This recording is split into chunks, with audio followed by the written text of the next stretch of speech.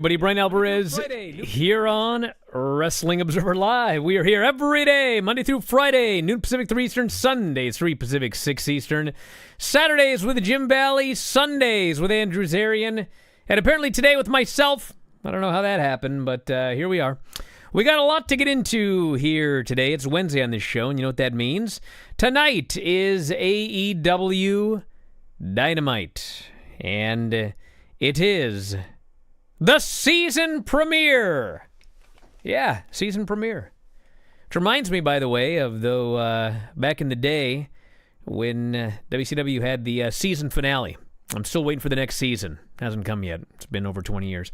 But anyway, the season premiere is today. And by the grace of God, it's definitely going to be better. But it is AEW 2.0. I've never seen so many colors. We'll tell you about the new set and what they're going to be doing, as well as the lineup for the show and more. We got Vince McMahon, more on his stock sale. We've got more on the AEW pay-per-view on Sunday, and plans that could have changed but did not. We've got John Cena teasing an appearance at WrestleMania, the suspension of Sammy Guevara. We have got Jack Perry, now part of New Japan, has joined the House of Torture.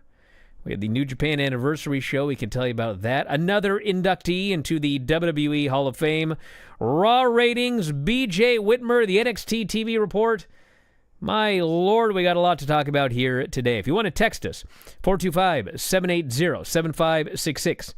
That is 425-780-7566. F4WOnline at gmail.com. That is F4WOnline at gmail.com. I'm also F4W Online on Threads, Instagram, and Cameo. At Bryan Alvarez on Twitter, otherwise known as X, and more. And we got a lot to talk about after the break. Back in a moment, Observer Live.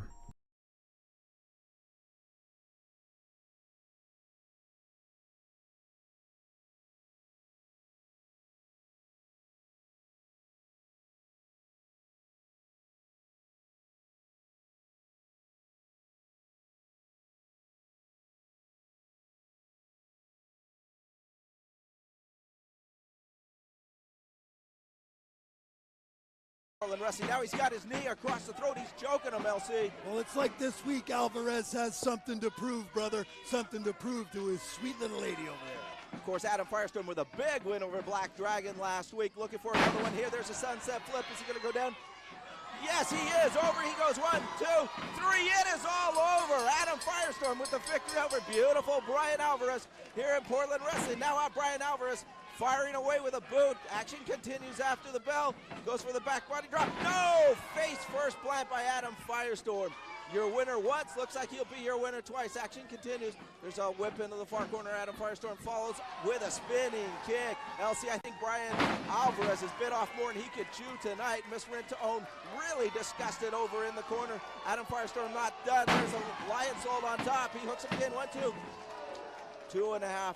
I thought we had a 3 count earlier in this match, LC. I was wrong. I'm sorry. I can't believe it. I thought Youth Gone Wild was just adding a little salt to the wound. I thought Alvarez was Alvarez and a 2-time loser, brother. Well, Mark Watson's hand must have stopped just short of the 3 count. And these eyes of mine need glasses because I thought I saw a 3 count. Bryan Alvarez going up top. Oh, we'll forget about your cataracts, brother. Up and over he goes. Nobody home. Adam Firestorm back in control, playing a bit of possum. He's climbing up top. Is Rento and Otto really upset? There he goes. Swamp. Oh, and that one hit. There's a hook the leg. 1, 2, 3. Now it's all over. A 2-time loser. And does the LC have to look after Miss Rento and Otto tonight, baby? There's Adam Firestorm, your winner in this match. Once, twice, 3 times, it didn't matter. Bryan Alvarez not up to it. Miss Rento Onato absolutely disgusted with it. Mark Watson explaining to him it was a 3 count this time. No hook the leg. Fair and square, Adam Firestone, your winner here on Portland Wrestling. Fans will be right back with after a message from our sponsors.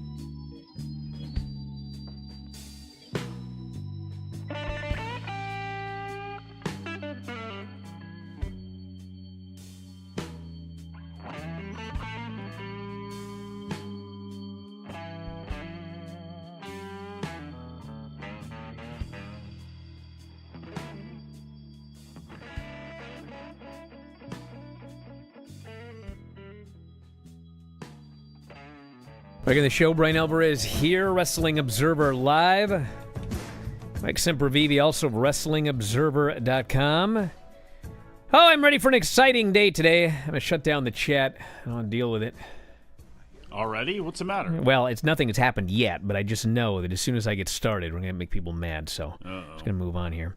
All right, so we got a lot going on, not the least of which, Dynamite tonight.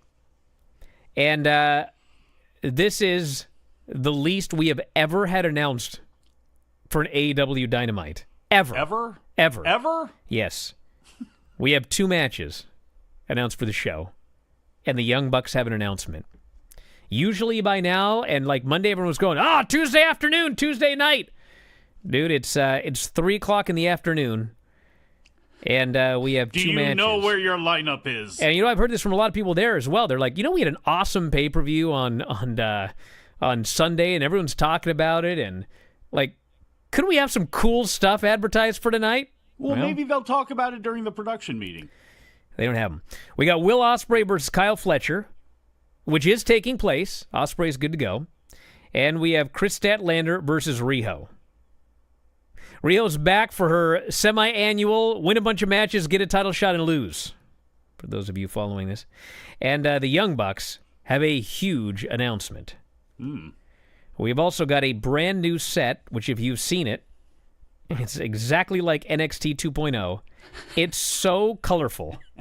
It's like, and this bothers you, doesn't it? It doesn't bother me at all. It doesn't bother me at all. As long as the show is better than NXT 2.0, which it will be, they could put on the worst show they've ever had, ever, and it will be miles better than the early days of NXT 2.0. Tony Khan told SI tonight is the perfect time for the company to debut a new look, noting Sting's retirement, the debut of Will Ospreay, as well as possibly others, at the end of one chapter and the start of another. So they're teasing another debut tonight. Who do you think it's going to be? I don't know. AW previously Yes, you do. Previously debuted a new set in January. Yeah. It's news to me. But the reaction was mixed. He also noted that the response to the old school look they presented for Dynamite 200 factored into the updated design. He says, when I joined AEW, this is Mansouri, when I joined AEW in November of 2022, there was already a change in the works coming for Dynamite. That started in January of this year with a brand new set, brand new graphics package, and the reception was pretty mixed to it. But something was missing.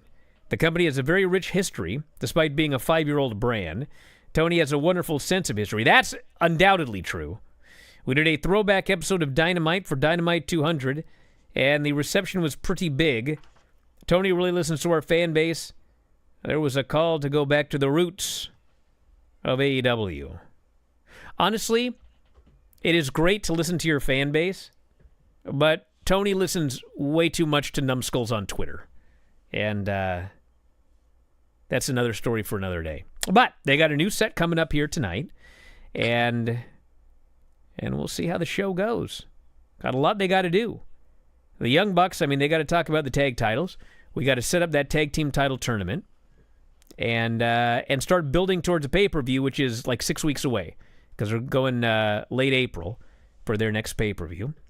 So that is that. Now, we got to talk about 2 other things AEW related. One, and I'm trying to find out what Plan B was, but SI.com reports that AEW had a different finish planned in the event Darby Allin was too injured to take part. There was a Plan B with a different finish in the event he could not return to the match, which turned out to be no more than a precaution. I do like that we did a spot where they knew in advance this guy may not make it back. Rehearsal occurred earlier than usual in the day. Stunt coordinator instructed how to place the items, review the proper protocols. There was also nearby doctors anticipating the spot. They were on high alert. And that was that. Following the match, the atmosphere backstage was such. Some said they didn't want to leave the arena after. Photos were snapped, private conversations took place, endless hugs for Sting. Locker room was filled with crying, laughing, and chatter. So whatever it was, Darby not returning. I'm not sure likely who it would have been that would have assisted, but I presume that the plan B was another person replacing Darby. But Well, not necessarily. Well, Ricky Steamboat was already out there, so you could have done something in that way where Ricky Steamboat came and saved the day by doing something to the Bucks, and then they take him out from the apron, and then Sting gets the win that way. That's you know.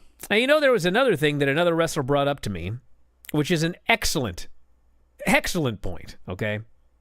So Darby climbs up onto that ladder, and he leaps off, and he goes through glass, and his back looks like, he fell into a volcano.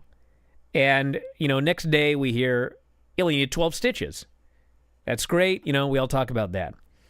But this person said to me, they were like, you realize that what nobody's actually talking about is that this total maniac climbed up. How high was that ladder? 16 feet? It had to be. I mean, it was no less than 15 feet, okay? No less. Because Darby's probably about my size, maybe a little bit taller.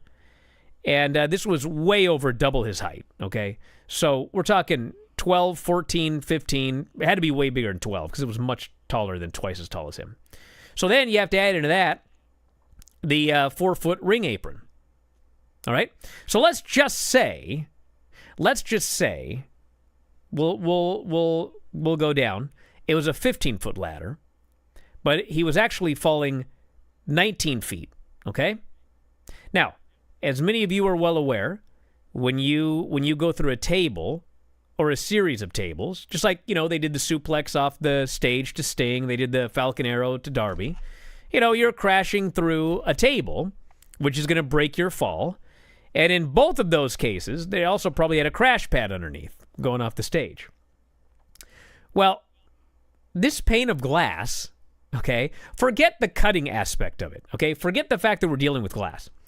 This was a pane of glass that he went through like butter. What actually happened, let's forget the glass for a second.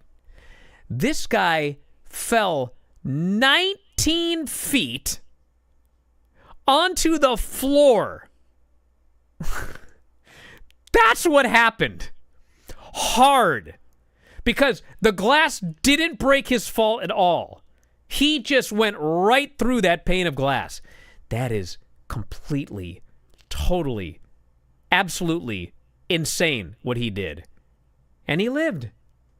But my God, no one's even talked about that. He fell 19 feet off a ladder onto the floor. So anyway. What? Yeah. Who is it? Wait, who is this person that you talked to? Well, I can't say who it was. Okay, do they listen to this show? Yeah. Okay, if they do, and that's the truth, tell them to re-listen to Monday's show where we talked about the match, and I talked about the fact that this guy not only went through that glass, but he slammed his back against the chairs and landed on the floor from that height. It is in the Yeah, they weren't YouTube listening clip. to you, apparently. We've talked about this. Many people have talked about this. Well, Is this the person point in a was, cave? the Are they point under a was, rock? the vast Where majority are of the they? people were just talking about how he went through glass and got cut all up and looked like he was wearing a red cape. Everything else was just, they ignored the rest of it. Apparently. But as far as like AEW and injuries, well, we got to talk about Sammy Guevara, who has been suspended. Not injured. Well, Jeff Maybe Hardy his was injured. pride. Jeff Hardy was injured, and that's yeah, he in part why he was suspended. So we're going to talk about that after the break, and plenty more. Back in a moment, Observer Live.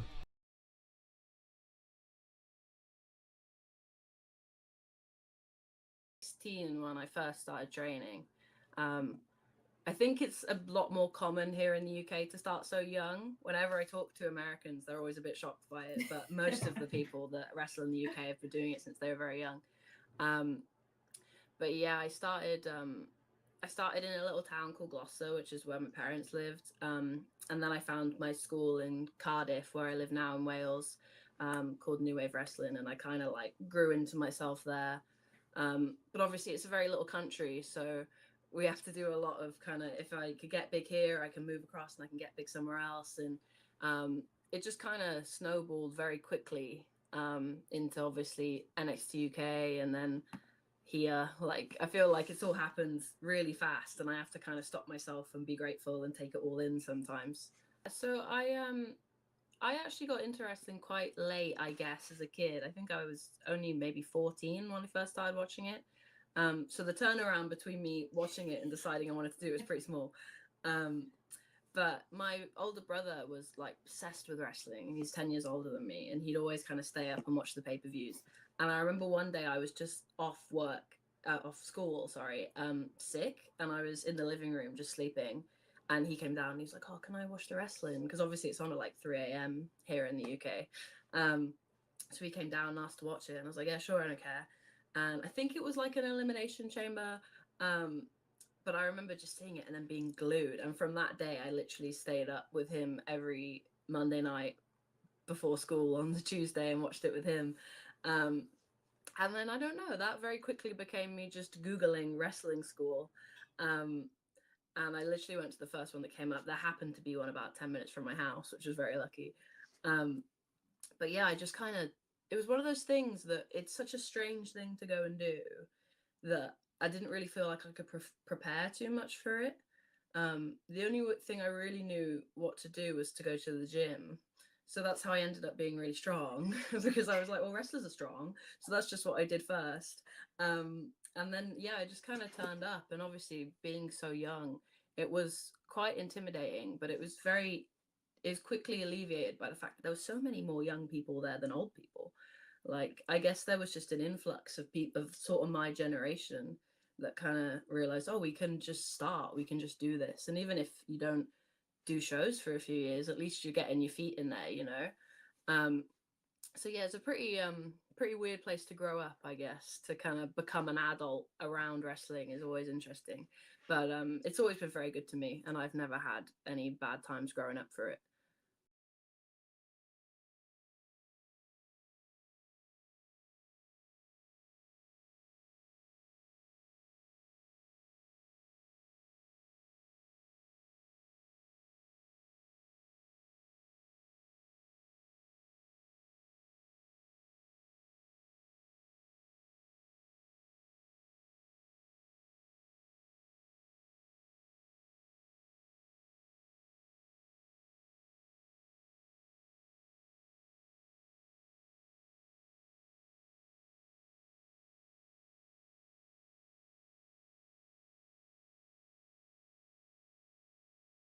Well, now we got to talk about Sammy. Here's the deal. So they had that Sammy Guevara match with Jeff Hardy. And Sammy did the shooting star press and hit Jeff in the head with his knee. And yesterday we learned that he has been suspended. I heard that and I was like, oh, what? So the story, which has been confirmed that this is what happened, is that when he did the shooting star press and he landed on Jeff's head, yes, they were upset about that, okay? And, you know, there's even some people that said that played into it, but, dude, accidents happen all the time. All the time. If we're going to start suspending people for accidents in matches, I don't know what we're doing here. But he didn't do it on purpose. So then, the crux of this is after it was determined that Jeff was hurt, Sammy was allegedly told to either pin him, go home, whatever the term was. I don't know the exact term. And they kept going. And so Sammy was suspended. So here's the thing. Sammy was told, like, let's say he landed on the guy's head, and the doctor or the referee got word from the back, and the word was, pin him right now. And Sammy didn't pin him. Okay, well, he should probably be suspended. He was told to do something he didn't. However, Is the ref suspended?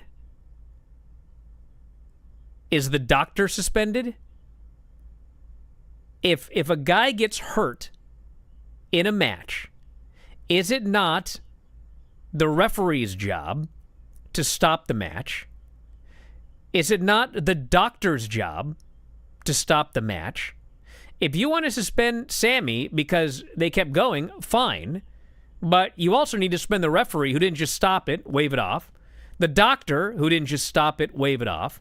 And nobody can answer the question as to why the referee and the doctor are apparently fine, even though the word from back was end the match. So, I don't know what's going on. And, you know, in the past, I'm talking way back, and not even way back, but like in the past, you know, injuries would happen in matches, and the wrestlers just wanted to keep going. And there was a time when they were just allowed to keep going if they wanted to.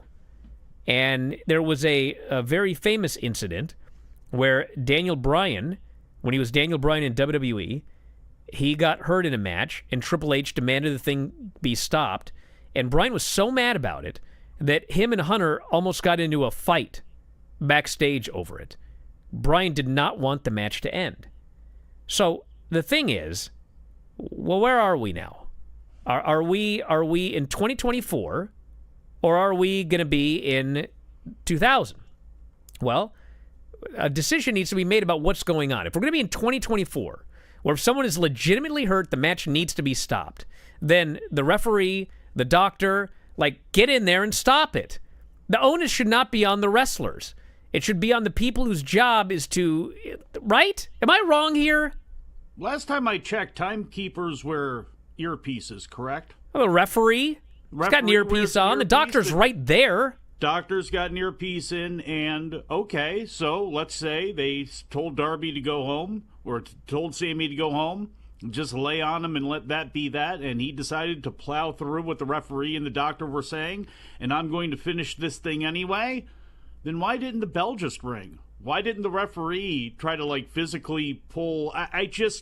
There is something here. I don't know if there's more to this story. It feels like there should be more to this story. It doesn't have to be, negative or in the shadows or anything, but there seems to be some sort of breakdown in communication here where, like you mentioned, Sammy is suspended, yet the referee and the timekeeper are not. And again, why did you just not ring the bell? Because I believe that's what happened in the Daniel Bryan match, and I know we've seen this in other matches where they will just go ahead and ring the bell. It's over. Stop it.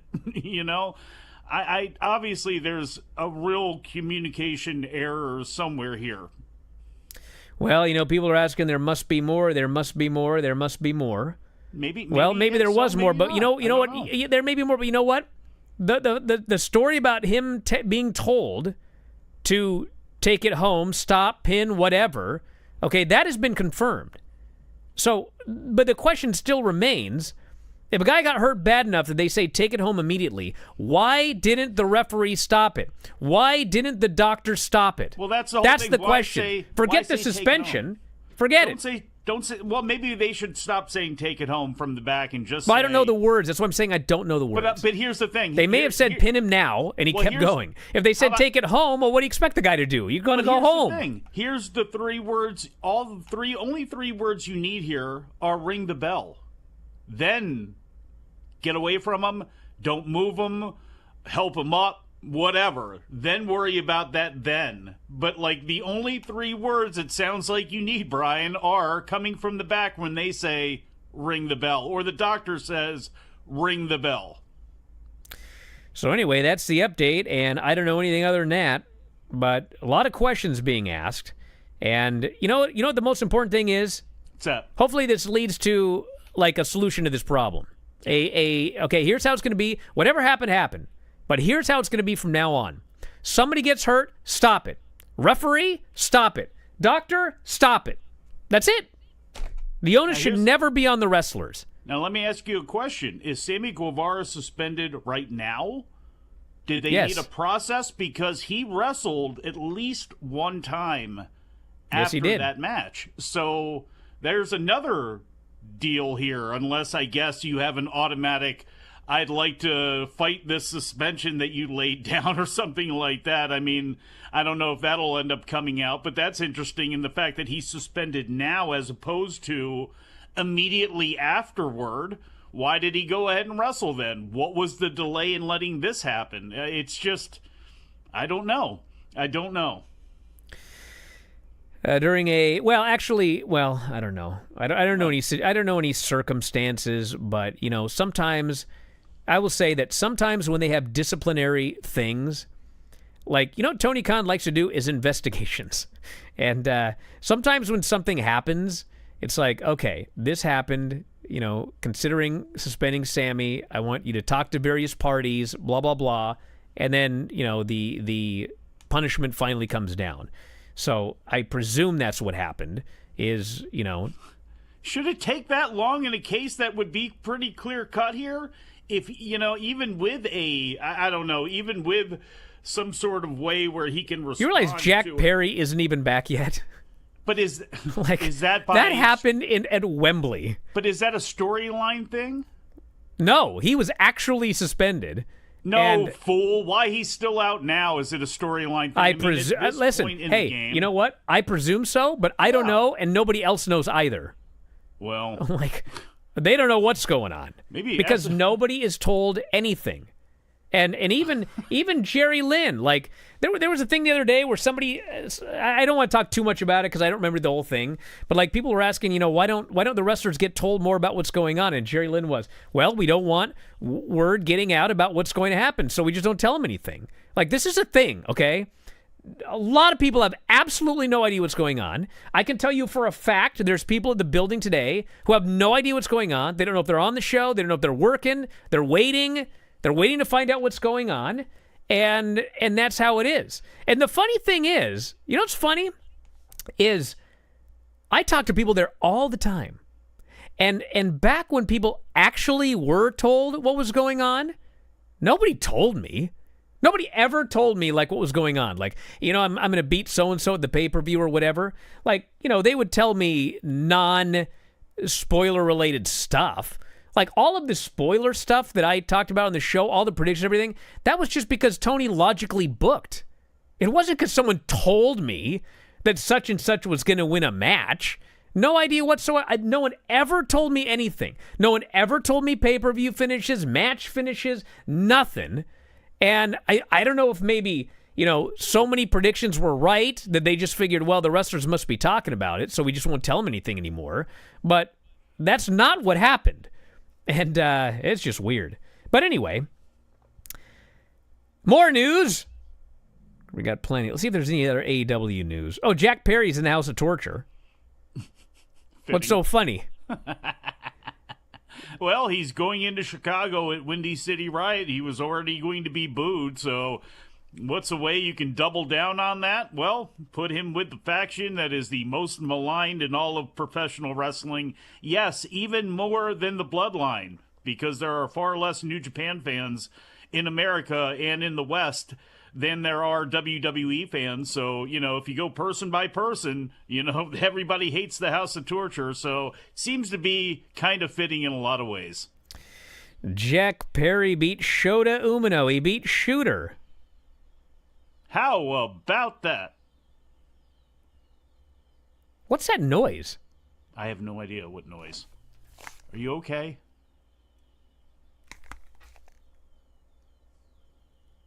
It's at your house. Take your headphones off. Is that an alarm? Apparently, it's Alfred Hitchcock's bird. Yeah, what's going on, dude? It has just stopped raining, so I believe all of the birds are seeing all of the worms and seeds and such and have decided to descend upon the neighborhood right now. We're going to a break. Lock the doors. Back in a moment. Observer Live.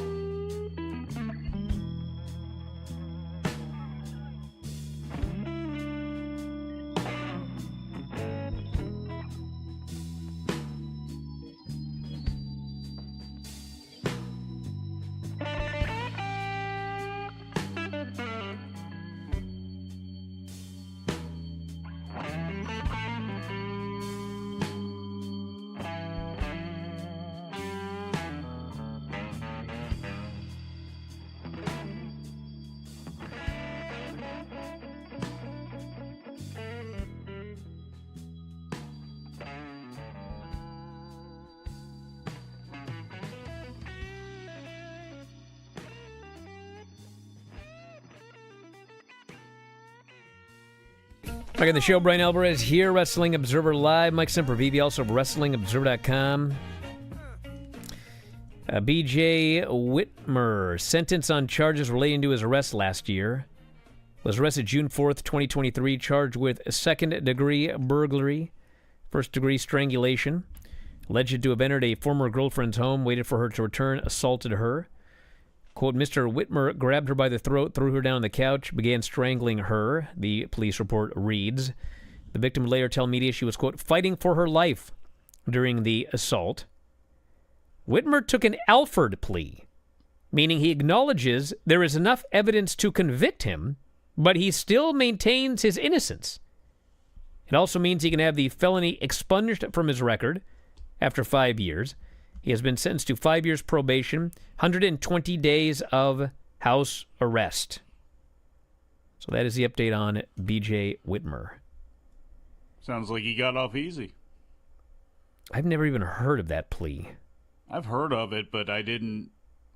I don't know. But then again, I wasn't in the courtroom. I don't know what's going on with the case. I did hear her recounting her story to the media, and I did read the police report initially when it came out, and it seemed pretty nasty. And obviously, he was fired from AEW after that time. And again, you can have this expunged from your record in 5 years. And again, I just. Originally, how this thing was reported, to me, he seems to get off easy here. John Cena was a guest on ESPN today, and he said, we're talking WrestleMania 40, crossing my fingers, I hope the jorts are there. So he wants to do WrestleMania. I guess. That's an easy payday, brother, for John Cena. Yeah. It is. That's for sure. And hey, look, they could use the star power, just to lump on like extra icing on the cake. You might as well go ahead and do it. You have The Rock there. You have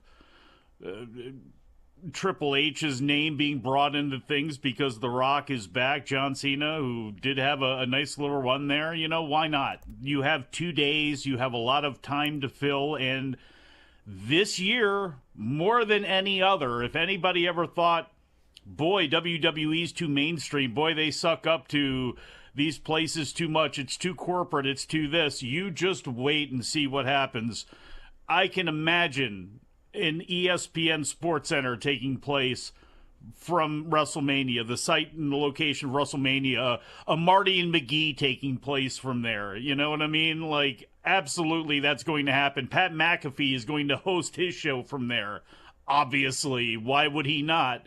I could see a lot of people doing this, and listening and seeing what WrestleNomics put up today about Mark Shapiro, or whatever I believe it's Mark Shapiro, whatever his name is, talking to Merrill Lynch and talking about all these things that WWE, they can do with WWE. He talked about the fact that Vince never advertised on the mat, never liked it, doesn't do a whole lot of advertising in the arena. And Brian, we've talked about some of the advertising they've done for matches and in the arena. I can only imagine what it's going to look like here in the next coming months and years when it comes to the makeover they're going to get and how they continue to promote themselves and how they, with TKO and Endeavor behind them, how they continue to just saturate the media that's out there and continues to put themselves in just a very advantageous situation. I want to mention here that same thing we've been talking about for a while. The AEW's got to announce matches, dude. We just got the numbers from WrestleTix. The show tonight is just under 3,000. And the last time they were here for a Dynamite, they did 5,400. And they're just under 3,000 now. And as we've seen, the thing with AEW is when they announce big matches, they sell tickets. And let's announce some matches. It's a broken record, but let's announce some matches. And they've also got Collision, which I don't have the numbers for yet, but WrestleTix here notes it's possible Some of these seats are occupied. When a show is not doing well, you see this amount of map changes, which they've had. And Collision's map is much worse. So I don't know what Collision is at. But we have 0 announced for Collision, which I think takes place tomorrow. Is that right? Is Collision tomorrow? Taped in, I know it's taped in advance. That would, I guess, make sense. Let me see. See if I can find it. It's AW Rampage. I'll see if we can find it. Good audio here. Yeah, it's great. Well, I'll talk about Raw ratings. This was another one. Raw did an okay number. Didn't do anything great. The show did 1.65 million viewers and a .54. Still first on cable, beat everything on television except The Bachelor. Had some basketball competition. But the key is that it was just a normal pattern. 1.7 million first hour, 1.7 million second hour, 1.5 million third hour. They lost a lot of viewers in the third hour, which is normal. But, the point is, and I thought it watching the show as well. I was watching the show, and I love Drew McIntyre. His character is great. This is the best Drew McIntyre has ever been. But the main event was Drew McIntyre and Jey Uso. And I know they don't like each other. I know they've been feuding. But I was like, why is this match taking place? It's not a number one contenders match. It's not a championship match. There's literally nothing about it that plays into WrestleMania at all. It's just a match with 2 big stars. And apparently a lot of other people thought the same thing. So there have been a few Raws of late where, they announce a main event and it's like, okay, that'll be cool and all, but like, what's the point? And there is no point, and that's that. And again, we got 5 matches between 2 nights of WrestleMania right now. WrestleMania is 2 nights. There's probably going to be 9 matches, 10 matches each night if you count the pre-show. We need 20 matches for WrestleMania. We have 5, and they could have done some segment to set up a match in the main event. They could have done whatever, but they just did a match, and that's what we got. So. Yeah, and I guess they have their reasons for doing this too, but it's like you could have already announced Jey Uso against Jimmy Uso by now, which could play played into last night and plays into things. The only reason that you are not doing that is because I guess The Rock hasn't said Jay's name directly, and I guess maybe with Jimmy being involved with the bloodline, you don't want to go ahead and make that call yet because you have some things planned where you're going to have Jay interact with The Rock or with Roman or with something like that. But I think that's a great example of like, what are we really waiting for when it comes to Jay versus Jimmy here? Obviously to me, that just must mean we have something that's going to be related to The Rock decreeing something with the bloodline. Then a couple of things from the NXT show. I like the show much better than last week, but it's still a very hit and miss show. And the most notable thing about this show was following up exactly what I said last week. I made a prediction for the main event, and they did exactly what I was afraid they were going to do, which to me is so the wrong call. The main event was Carmelo and Tony D in a number one contenders match. The winner is getting Ilya Dragunov and Stand and Deliver over WrestleMania weekend. What did I say last week? I said, why are they doing this? The obvious match over WrestleMania weekend is Carmelo Hayes as NXT champion defending against Trick. Trick beats Carmelo, wins the title. It's the match. I said this last week. It's the match everybody wants to see. It's the most obvious match. It's easy to set up. But what did they do? They inserted Tony D. I'm a big fan of Tony D. He's great, okay? But he has been doing zilch, okay? Zilch. And all of a sudden, one week, he decides, I'm going to go after something big, and the next week he's inserted into the title picture, okay? Yeah. So it's Carmelo Tony D in a number one contenders match. The winner gets a title shot on the biggest NXT show of the year, and there's no heat. Why? Because Tony D is in there. And again, nothing against Tony. But what does Tony D have to do with anything related to the biggest NXT title match on the biggest show of the year. So then Trick's music hits, and I'm not kidding you. There's only 300 people in the building, but this was one of those shows where it felt like there were 5,000. These people went nuts. And it ended up being a ruse by Tony. Carmelo was distracted. Tony D rolls him up for the pin. So it's Tony D versus Ilya Dragunov for the title over Mania weekend. So then after the match, Tony says, well, I apologize for that trick I pulled, but, Carmelo, I got one more surprise for you. Trick's music hits again, and Trick comes out, and he beats up Carmelo. And I can't say the words I used in my television report for subscribers at WrestlingObserver.com, but they lost it for Trick. This guy is the most over guy on the show by 50, okay? There's nobody close. Who is close to as over as Trick on this show? Like, even close. Nobody. Absolutely nobody. And he's the only guy that they care about, and he's coming out to face Carmelo in a match. No title on the line, nothing. Now, literally the only explanation for this, and if this is the reason, I will begrudgingly say, fine, whatever. The only possible reason for this is that, like Solo Sikoa, they want Trick on the main roster on the night after Mania, and they don't want to beat him again after that. That is the only excuse, okay? There is no other excuse. If he's going up the night after Mania, and they're strapping the rocket to this guy, and they don't want to beat him for the NXT title after he's been called up, fine, okay? Outside of that, flabbergasted that they have made this call. So we'll see.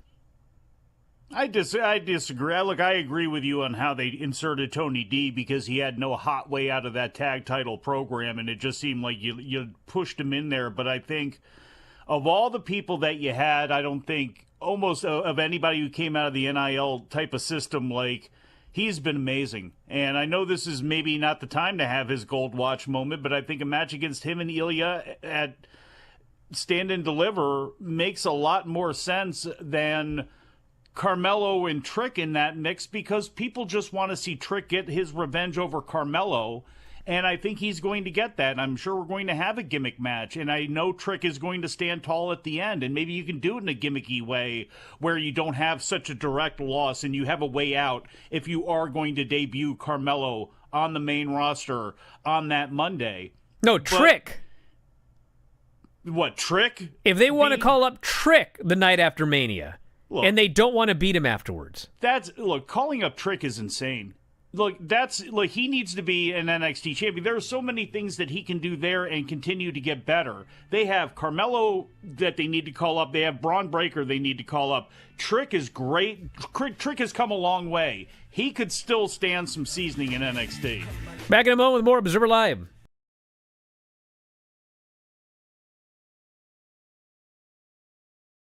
Oh, it was so cool. It was terrifying more than anything.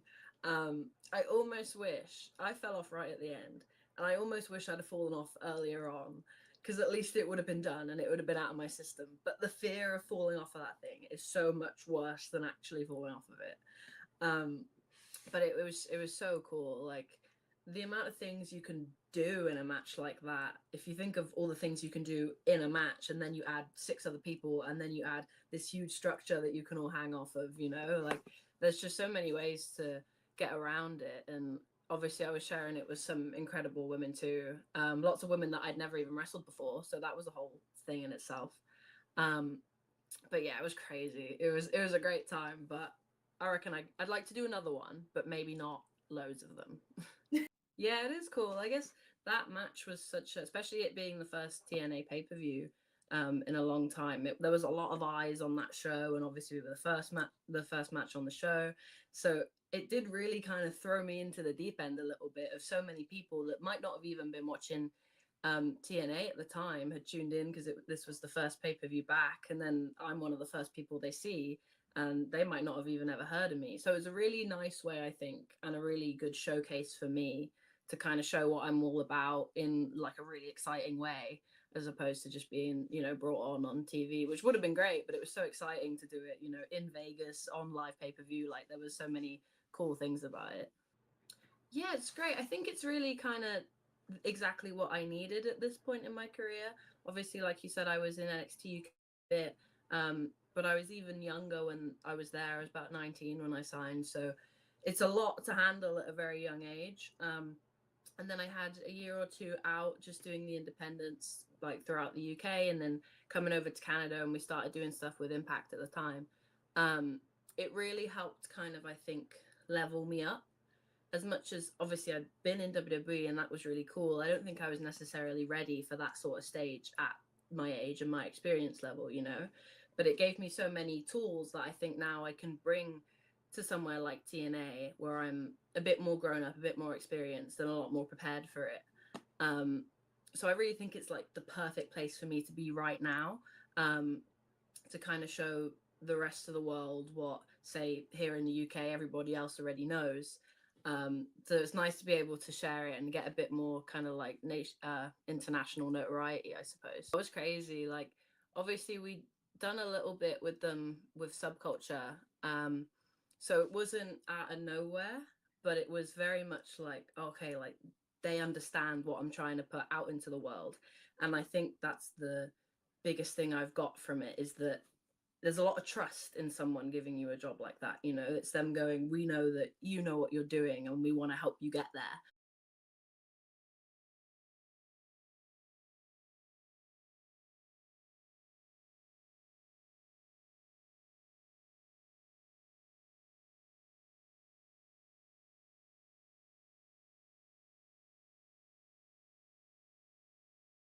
Lenny had a great idea that would have been a great idea 99% of the time, but not this time.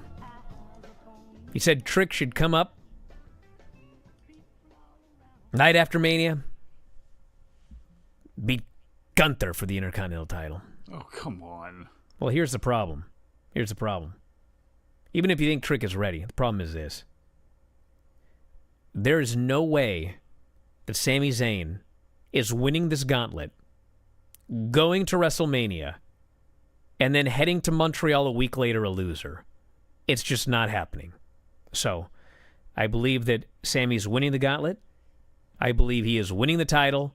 And I believe he is going to have a massive homecoming to Montreal a week after WrestleMania. Other than that, good idea.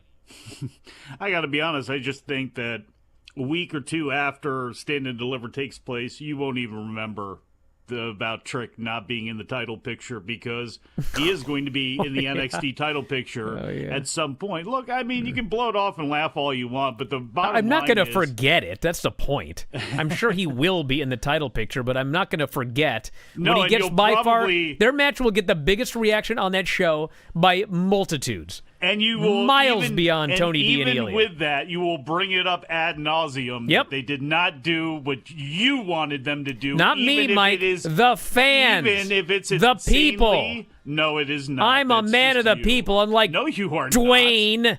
Please, you are Dwayne. That's supposed to be an insult. You're comparing me to The Rock. Okay, I got it. Hey, we're out of here, everybody. Bye-bye. We'll see you tomorrow with, actually, we'll see you tonight, Observer.com, Wrestling Observer Radio with Dave. Check out Brian and Vinny last night. It was fun.